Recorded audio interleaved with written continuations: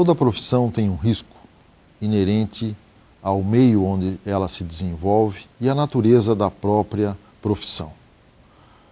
Em medicina, isto não difere. Acompanha os mesmos problemas e riscos de uma profissão qualquer. Particularmente, dentro do centro cirúrgico, os riscos são inerentes ao trabalho no interior da sala cirúrgica e, ao contrário do que muitos possam pensar, inclusive médicos, o trabalho dentro do centro cirúrgico não é um trabalho num ambiente de grande paz e tranquilidade como se imagina. Na realidade, dentro do centro cirúrgico, nós estamos expostos a uma série de fatores que agridem não só a nossa saúde, como a nossa atuação. Assim, dentro do centro cirúrgico, é comum sabermos de alguém que já sofreu uma queimadura.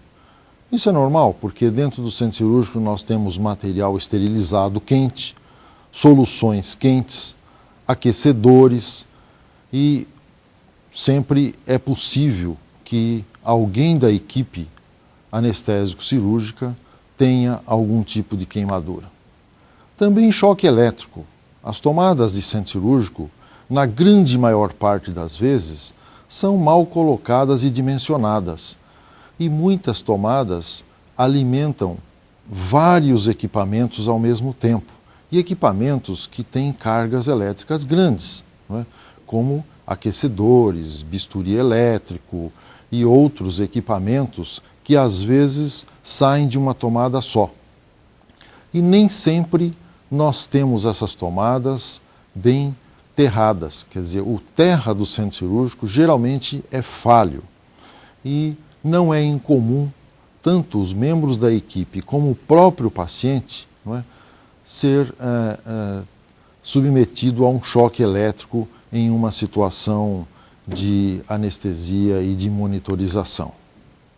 Também radiações nós temos muito dentro do centro cirúrgico e não nos importamos muito, esta que é a verdade. Nem nós, não é, que somos médicos e trabalhamos dentro do centro cirúrgico, damos a devida importância a isso, porque são escopias, não é, eventualmente uma radiografia e nem o dosímetro, não é, normalmente utilizado por vários profissionais, nós na anestesia temos. Tal é a situação que acreditamos não ser grave para nós, mas ela é muito grave, não é?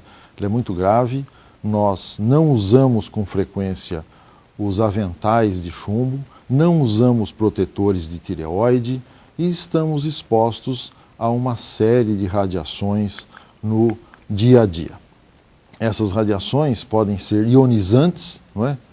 Que vão causar eritema, dermatite, náuseas, vômitos, diarreias, coisas menos graves, mas também coisas graves como câncer, supressão de medula óssea e um efeito genético com alteração cromossômica, podendo ser um problema futuro bastante grave, não é?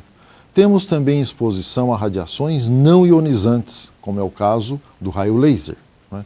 Há uma grande exposição em sala cirúrgica e esses raios, eles causam queimaduras, se não cuidadas, queimaduras de pele e queimaduras em olhos, que podem levar à cegueira. E essas queimaduras dependem do comprimento de onda que está sendo usado, não é? E também do tempo de exposição. Por isso, sempre que formos trabalhar com laser, o uso de máscaras e óculos de proteção são obrigatórios. O laser ainda promove uma contaminação do meio ambiente onde estamos, não é? Quando se incisa o tecido, há a produção de gases e vapores tóxicos e nesses gases que inalamos estão DNA de vírus, fragmentos de células sanguíneas com possibilidade também de transmitir doenças. Portanto, nesse ambiente, a evacuação e a renovação contínua do ar da sala é fundamental. Também dentro do centro cirúrgico é mais ou menos comum sofrermos algum tipo de acidente, não é? Ou é um equipamento que cai, ou um vidro que quebra, uma seringa, um fio que possamos tropeçar e o equipamento cair, a haste do soro, não é? Cair pelo peso dos equipamentos, etc. Então também é comum algum tipo de acidente dentro do centro cirúrgico. Um outro ponto importante que devemos considerar é a variação de temperatura dentro da sala cirúrgica. Sala cirúrgica normalmente é um ambiente quente, porque temos que aquecer o doente, e para aquecer o doente, na maior parte das vezes, nós usamos, apesar da alta temperatura, aquecedores. E nós perdemos muito líquidos através de suor, não é? Com eletrólitos, e não repomos. A verdade é que nós não ficamos muito tempo, não é? Temos uma capacidade muito grande de ficarmos dentro da sala cirúrgica sem irmos ao banheiro o dia inteiro. É porque nós não tomamos água e perdemos muita água com eletrólitos durante o procedimento cirúrgico. Outro ponto importante que afeta a nossa saúde é o barulho. A sala cirúrgica é um ambiente extremamente barulhento, não é? É barulho de material cirúrgico, é barulho de fonte, de cardioscópio, de alarmes, saída de oxigênio, conversa entre os membros da equipe. Tudo isso, cada item desse, dá mais ou menos uma média de 70 decibéis de barulho, não é? Devemos considerar que o máximo permitido por 8 horas de serviço, e geralmente ficamos no centro cirúrgico muito mais do que 8 horas por dia, o máximo permitido é de 90 decibéis. E nós estamos com cada item desse dando uma média de 70 decibéis. Precisamos ver que 100 decibéis já é um limite grave, porque possamos suportar apenas 2 horas com 100 decibéis. E 115 decibéis já se constitui um limite máximo, a partir de onde podemos ter aí lesão. Dentro do centro cirúrgico também temos algum tipo de exposição que merece aqui alguma consideração. A primeira, exposição ao mercúrio, né? Inalação de vapores de mercúrio, que vai provocar em quem inala tremores, náuseas, dor torácica, dispneia, tosse, estomatite, diarreia, salivação, irritação respiratória e até dano renal. Também estamos expostos ao glutaraldeído, né, que são os desinfetantes tipo Sidex, Ospex, Sporicidin, né, esterilizantes, desinfetantes, etc., que irritam muito o olho, uma irritação ocular, que é a primeira que aparece, uma irritação respiratória com tosse, podendo chegar a náuseas, cefaleias e quadros mais neurológicos, tipo tontura, tremores e até, não é, uma crise asmática. Também exposição ao formol. Formol é um produto que está no dia a dia dentro do centro cirúrgico, é um desinfetante de mobiliários e luvas, não é? E nós podemos ter uma exposição aguda ou uma exposição crônica. Exposição aguda sob baixas concentrações, de 0,1 a 5 partes por milhão, média concentração, de 5 a 20 partes por milhão, e alta concentração, mais que 20 partes por milhão. Baixas concentrações, nós vamos ter sintomas mais leves, como irritação de pele, de olhos, lacrimejamento, podemos chegar a algum tipo de queimaduras. Média, irritações em olhos, nariz, garganta, traqueia, tosses, dificuldades respiratórias, e alta, arritmias cardíacas, dor pré-cordial, cefaleia intensa, podendo chegar até a edema pulmonar. E numa exposição crônica, que é a que provavelmente nós já estamos sendo submetidos, eczemas, dermatites, pigmentação ungueal e câncer, nariz, câncer de pulmão, câncer de cérebro e até teratogênese. Um outro produto dentro do centro cirúrgico é o óxido de etileno, e a exposição a ele também é comum dentro do centro cirúrgico, porque ele é usado para esterilização de materiais cirúrgicos. E a exposição ao óxido de etileno pode causar câncer, mutagenicidade, neurotoxicidade e uma sensibilização do doente, do paciente ou quem inalar, a esse tipo de produto. Um outro produto que tem um cheiro característico e usamos com frequência é o metilmetacrilato, que é usado em procedimentos ortopédicos, neurológicos, não é?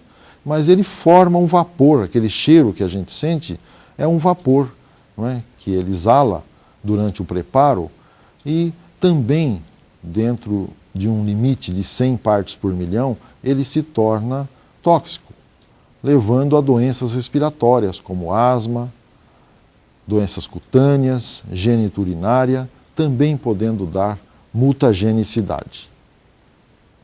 Também a doença do látex, não é? Nós estamos expostos porque mexemos com produtos que contêm látex, principalmente luvas cirúrgicas. E um trabalho sobre luvas cirúrgicas mostrou que elas provocam reações alérgicas em cerca de 15% dos usuários. Dermatite alérgica em 2,4% dos anestesiologistas. Um outro ponto muito importante e que, na maior parte das vezes, negligenciamos é a possibilidade de transmissão de doenças. Quando o doente tem HIV, dificilmente nós vamos ser contaminados, porque sabemos e tomamos todos os cuidados. Aí usamos luvas, usamos capacete, óculos, bota, enfim, tudo que é preciso ser usado. Mas fora disso, normalmente nós não usamos nada, nem luva, não é? Para fazer uma punção venosa, para fazer uma intubação, uma aspiração. E doenças tipo hepatite transmitem muito nessa situação. E nós devemos ter o cuidado, não é, de nos proteger contra todos os doentes que estão lá, porque eles são potenciais transmissores de doença. Infecções que se transmitem durante o manuseio de via aérea, não é, transmitido por partículas produzidas por tosse, não é, são os vírus, influenza, sincial, herpes, citomegalovírus e até tuberculose. Um trabalho feito em salas cirúrgicas estudou acidentes com agulhas, não é, em pessoas que trabalham dentro do centro cirúrgico. E foram estudadas 114 pessoas. Veja, quase 60% delas referem que sofreram uma lesão com agulha por mais de 4 vezes durante o ano. Quase 37% de 1 a 3 vezes.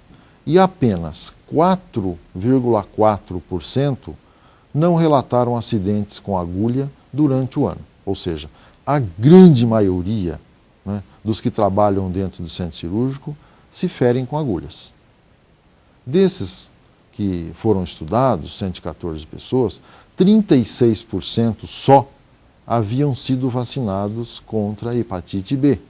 Isso é quase um absurdo, porque a hepatite B hoje é uma vacina que está à disposição de todos e ela é eficiente. Desses pacientes ainda, 4% foram reativos para a hepatite C, 7,5% para a hepatite B. E felizmente, e como era de se esperar, 0% para HIV.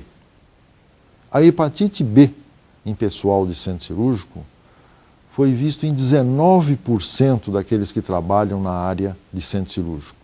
Eles tiveram evidência sorológica de infecção prévia.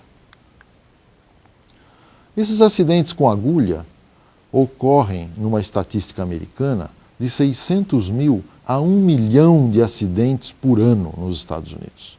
Ou seja, 3 mil acidentes por dia. E destes, 1.000 adquirem doenças transmitidas pelo sangue por ano, ou hepatite B, ou hepatite C, ou até eventualmente HIV. E isso tem um custo alto, porque a doença que se transmite durante este ferimento pode levar à ausência do trabalho, não é? E como ausência de trabalho, um estudo americano também verificou que custa de $1.000 a $3.000 por acidente, e com transmissão de infecções, um HIV custa $100.000 para tratar, e uma hepatite C, necessitando transplante hepático, $700.000. De tal forma que um hospital americano começou, e hoje temos em torno de 15% dos hospitais americanos utilizando agulha retrátil. E esse estudo feito na Califórnia mostrou que a Califórnia, por ter sido o primeiro estado a utilizar agulha retrátil já há cerca de 10 anos atrás, está estimando uma economia de cerca de $100 milhões por ano, não é? Só por evitar acidentes com agulha. Um outro ponto que não devemos menosprezar é a poluição com gases anestésicos que nós temos dentro da sala cirúrgica. Existem vários trabalhos na literatura, mas este é bastante interessante, que ele traz o efeito da anestesia sobre o anestesiologista. E estuda anestesiologistas e se verifica que a grande maior parte, não é, queixa-se de itens importantes do nosso dia a dia, como tensão nervosa, nutrição deficiente, náuseas, dores ósseas, cefaleias, varizes, esses interessando mais da metade dos entrevistados. Não é? E outros, não é, como sonolência, palpitações, extrasistolias, vertigem, pirose, fotofobia, lacrimejamento, hipoacusia, entre outros. Na realidade, a exposição crônica a baixas concentrações de anestésicos gerais inalatórios não é pequena. E ela dá, não é, oferece algumas características importantes a quem inala subdoses de anestésicos, dando a esses doentes manifestações gastrointestinais, cutâneas, hematopoéticas, ósseas, pulmonares, neurológicas, e entre as neurológicas, a mais importante e a que temos logo de início do nosso trabalho dentro do centro cirúrgico, que é a cefaleia, mas também fadiga. Terminamos o dia dentro do centro cirúrgico tendo a sensação que trabalhamos muito mais do que aquelas horas que ficamos lá, dada a fadiga, o cansaço que nós saímos de lá.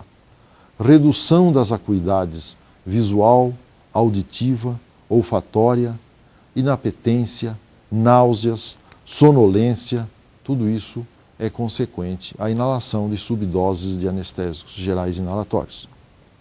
Ainda, esta poluição provoca aumento de síntese lipídica, inibem ou retardam a síntese de DNA, deprimem a secreção de insulina, diminui a entrada de glicose nos glóbulos vermelhos e afetam a permeabilidade da membrana celular ao sódio. Ainda, alteram a respiração mitocondrial por inibição da enzima NADH, provocam depressão do glicogênio hepático, são desacopladores da fosforilação oxidativa, aumentam a excreção urinária de histamina e, o que é pior, o coroamento de tudo isso, provocam imunodepressão. Esse é um trabalho que foi publicado no Cancer Journal Clinical em 2006, que estudou tumores malignos entre enfermeiras e dividiu aquelas que trabalham na área de anestesia e que trabalham em outras áreas do hospital.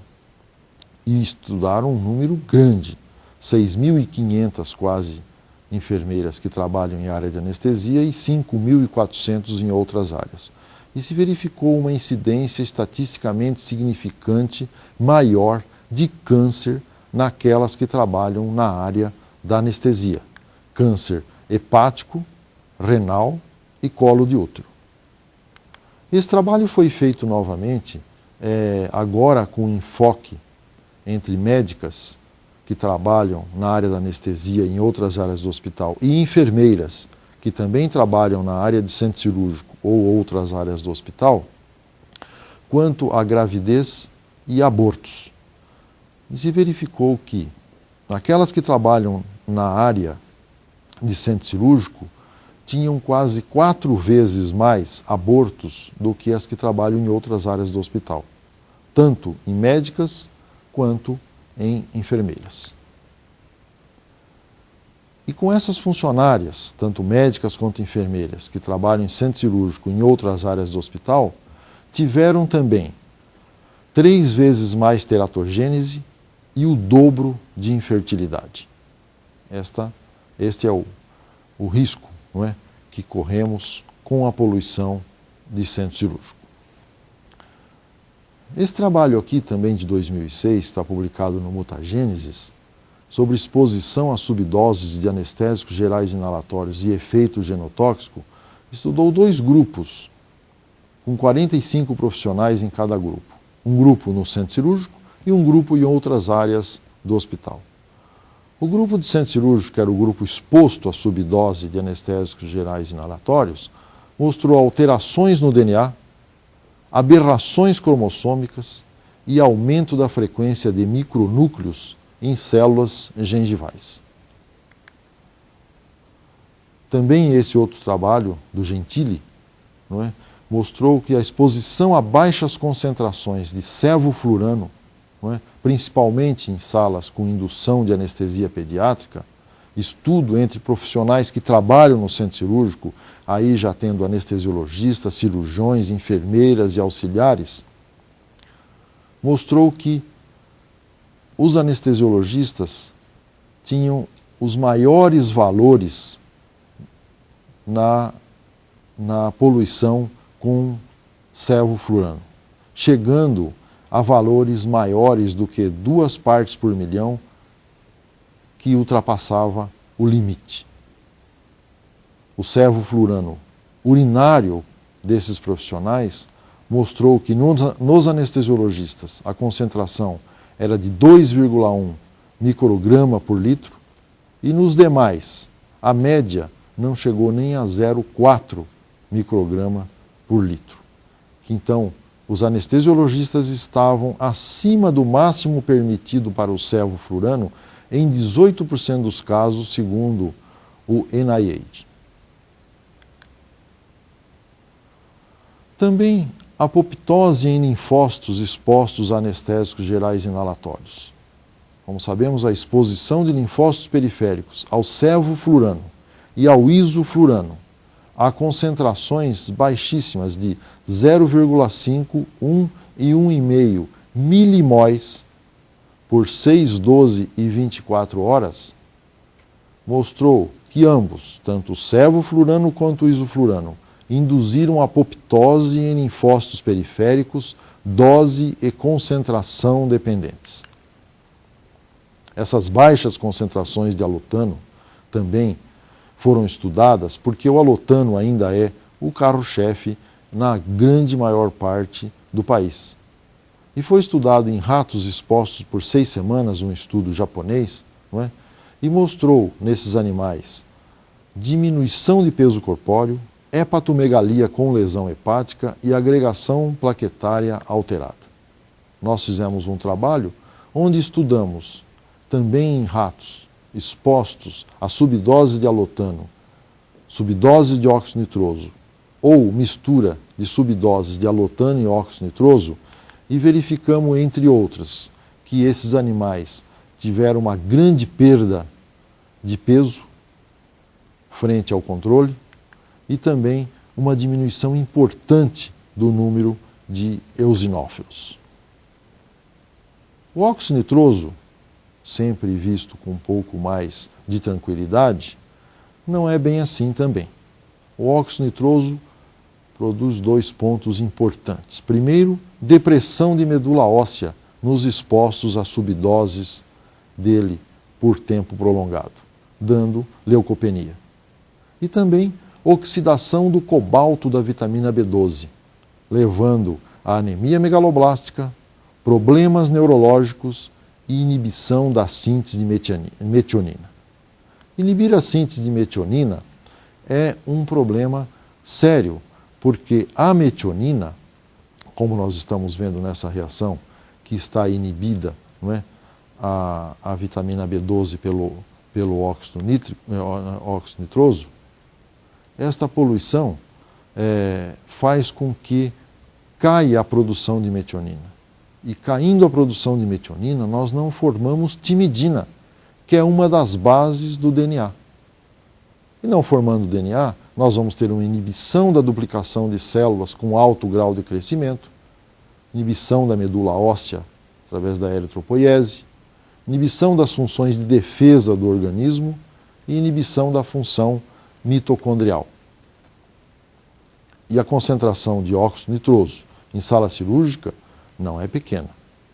Essa concentração, se atingirmos um limite, como nesse trabalho, também japonês, feito pelo Kamura, de 50 partes por milhão, em 10 salas de uma universidade japonesa estudadas, com 402 procedimentos, verificou-se a concentração de óxido nitroso no ar da sala cirúrgica era maior do que 50 partes por milhão em 104 procedimentos, ou seja, 26%. E as causas detectadas foram vazamentos, principalmente vazamentos em máscaras, conexões, tubos sem cuff, equipamentos e outras poluição. Esses poluentes no ar de sala cirúrgica, na realidade, eles entram no organismo, provocam no organismo um metabolismo. Esse metabolismo, tanto mais alto quanto maior a incidência de poluição, o tempo de poluição, levando à formação de enzimas que aumentam a quantidade e a sua atividade, levando essa pessoa a uma indução enzimática. E esse metabolismo formam compostos intermediários que têm uma ação sobre o organismo com efeito tóxico. Se sumarizarmos aqui a questão do alotano, nós vamos ver que o alotano, em poluição de sala cirúrgica, vai para o organismo e sofre um metabolismo. Esse metabolismo é tão mais intenso quanto maior for a indução enzimática daquele profissional, com formação de bromo através desse metabolismo. Esse bromo no fígado vai sofrer uma desbromização e uma desclorinização, dando formação de ácido trifluoroacético, que vai ser eliminado pelo rim, provocando lesão renal. E essa excreção leva tempo, cerca de 5 até 14 dias. Se imaginarmos que nenhum de nós anestesiologistas vamos tirar férias por mais de 14 dias, dificilmente nós vamos ficar limpos, não é, da poluição que nós estamos inalando no dia a dia. Essa formação de ácido trifluoroacético, não é, fluoretos com lesão renal, felizmente o carro-chefe disso, que era o metóxiflurano, já está fora do mercado. Mas o que vem em segundo lugar é o sevoflurano, que forma maior quantidade de fluoretos séricos entre os anestésicos que nós temos. E nós usamos bastante sevo. O iso, nesse ponto, o isoflurano, é um dos que formam menos fluoreto. Os níveis de sevoflurano urinário, não é, feitos em uma experiência com biomarcadores de exposição ocupacional a baixas concentrações de sevo, não é, nós vimos que a exposição em sala cirúrgica pediátrica por mais de 4 horas é alta, a exposição. Dosagem de íons flúor, resultado do metabolismo oxidativo do sevo, também forma grandes quantidades de flúor. E está aumentado em relação ao controle, não é? Se verificarmos a primeira urina da manhã com a urina depois de algum tempo dentro da sala cirúrgica. E isso provoca nefrotoxicidade. A medida da concentração de alotano no gás expirado de anestesiologistas depois de 8 horas dentro de uma sala cirúrgica chega em média 12 partes por milhão. É alto. E isso faz com que o profissional vá para casa e os familiares sintam um odor característico que é percebido facilmente por ele estar exalando, não é, grande quantidade de anestésico. Essas concentrações de gases anestésicos em sala cirúrgica, apesar de o limite ser estreito, ela é muito alta. A média do óxido nitroso está em cerca de 428 partes por milhão num dia de anestesia. Chegando em consultório odontológico até a níveis de 7.000 partes por milhão, por não ter nenhum tipo de evacuação desses gases, ser uma sala fechada e, na maior parte das vezes, utilizado em máscara, que polui em demasia o ambiente. Concentração de gases anestésicos também sofre influência do fluxo que nós estamos usando. Então, para o mesmo sistema semi-fechado, se dobrarmos o fluxo, nós vamos certamente dobrarmos a poluição. É diretamente proporcional. Se saímos de 3 litros, com 1 hora, nós temos 4,29 partes por milhão de alotano no ar, com 5 litros, nós vamos ter 8,7 partes por milhão na mesma hora de alotano no ar. Apesar disso, a concentração aceitável que é dado pelo ASA é de 0,5 ppm de alotano no ar de sala cirúrgica e até 25 partes por milhão de óxido nitroso. Como vimos, nós ultrapassamos em muito, 10, 20 vezes, não é, essa concentração aceitável por dia. Esse efeito poluente metabolismo, ele é proporcional à concentração inalada e é proporcional também ao tempo de exposição. Uma conta rápida aqui, se a gente considerar o MAC do alotano em 0,75, se houver 75 partes por milhão no ar de sala, então estamos inalando 10 milimax de alotano por hora de trabalho dentro do centro cirúrgico. E isso altera a atuação profissional de quem está trabalhando dentro da sala cirúrgica, principalmente nossa, não é? Que estamos mais afetados por isso. Assim, um trabalho feito com voluntários, em que se expôs esses voluntários a 500 partes por milhão de óxido nitroso e 15 partes por milhão de alotano, por apenas 4 horas, ou seja, uma poluição que não é muito grande, por um tempo curto, esses voluntários apresentaram reações mais lentas, menor capacidade de vigilância e memória diminuída. E isso, para uma equipe que trabalha dentro de um centro cirúrgico, é grave. Esse trabalho aqui, não é, do Lucchini, mostrou exatamente isso. Neurotoxicidade naqueles que trabalham, profissionais que trabalham dentro do centro cirúrgico, portanto, inalando anestésicos inalatórios, e profissionais de outras áreas do hospital que não inalam. E esses que inalam tiveram também reações mais lentas, secreção de prolactina aumentada, apesar do cortisol estar normal. Essa poluição, ela depende da concentração utilizada, de vazamentos em máscaras, conexões, difusão através de borrachas, altos fluxos e ausência de sistema antipoluição. Há alguns anos atrás, e isso já é até histórico, não é? Não havia aparelhos de anestesia com sistema antipoluição e a nossa poluição na Faculdade de Medicina de Botucatu era muito alta. Nós realizamos um estudo, nos preocupamos muito com isso e fizemos um sistema antipoluição baseado em sistema Venturi, não é? Que são essas cornetas que os senhores podem ver no exterior da sala cirúrgica, esquematicamente, não é? a poluição era desviada para fora da sala cirúrgica e a dosagem e o controle era feito por cromatografia gasosa, e nós tivemos a grata surpresa de que dentro de 2 horas de estudo, sem o sistema Venturi antipoluição, a poluição dentro da sala cirúrgica chegou a cerca de 40 partes por milhão de halotano. E com o sistema chegou menos que 1, chegou próximo de 1, mas em torno de meio parte por milhão de halotano no ar de sala cirúrgica, funcionando então extremamente bem, um sistema que não tem manutenção e nem custo, muito barato.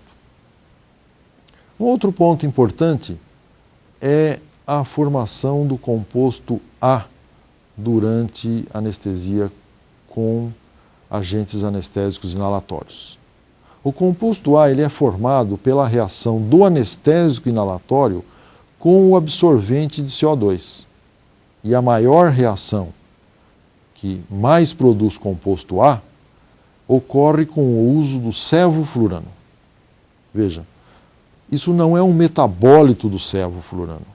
Ele é formado em vivo pela reação do anestésico com o absorvente de CO2.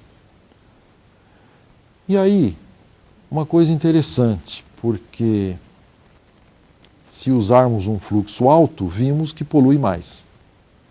Com o sevo, se usarmos um fluxo alto, produz menos composto A, mas polui mais.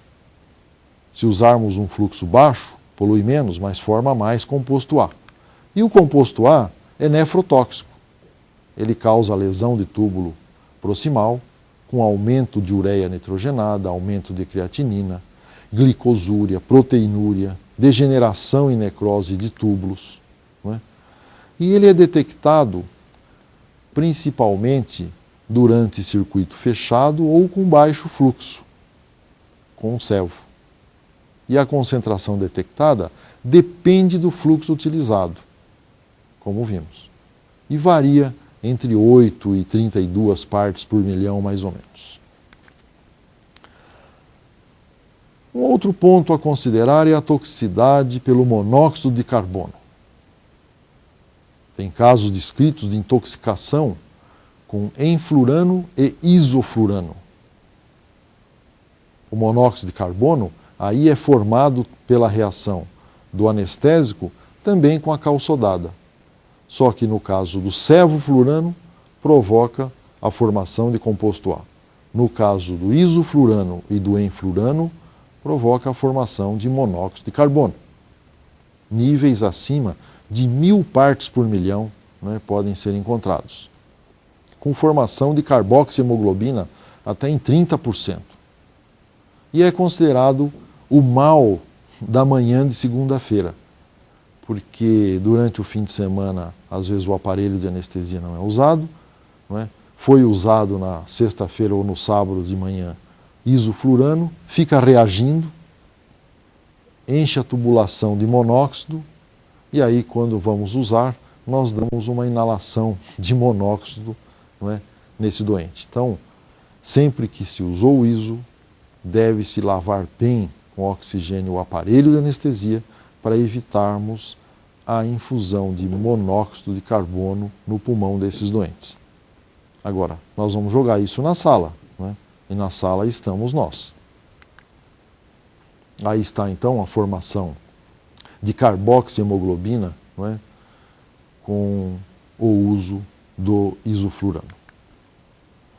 A toxicidade no monóxido de carbono, ela é basicamente para o lado neurológico. É uma reação da hemoglobina com CO, né? O CO é 220 vezes mais difusível que o O2, e na circulação se fixa na hemoglobina e provoca uma hipóxia neurológica, levando, né, o profissional a ter cefaleia, náusea, vômito, irritabilidade, distúrbios visuais, sonolência, ou seja, voltamos quase que ao primeiro slide, não é? Quando a poluição provocava tudo isso. E hoje, então, nós temos que isso é uma consequência, uma delas, né, uma consequência da formação de monóxido de carbono, levando a uma hipóxia neurológica. Portanto, o que eu poderia dizer é que nós temos que ter o conhecimento disso, aceitarmos que isto é sério e tomarmos providência para que a nossa contaminação seja a menor possível. Ou então, devemos trocar esta máscara, que rotineiramente utilizamos, por esta, a fim de estarmos protegidos, né, mais protegidos contra a poluição de anestésicos gerais inalatórios. Era isso. Muito obrigado.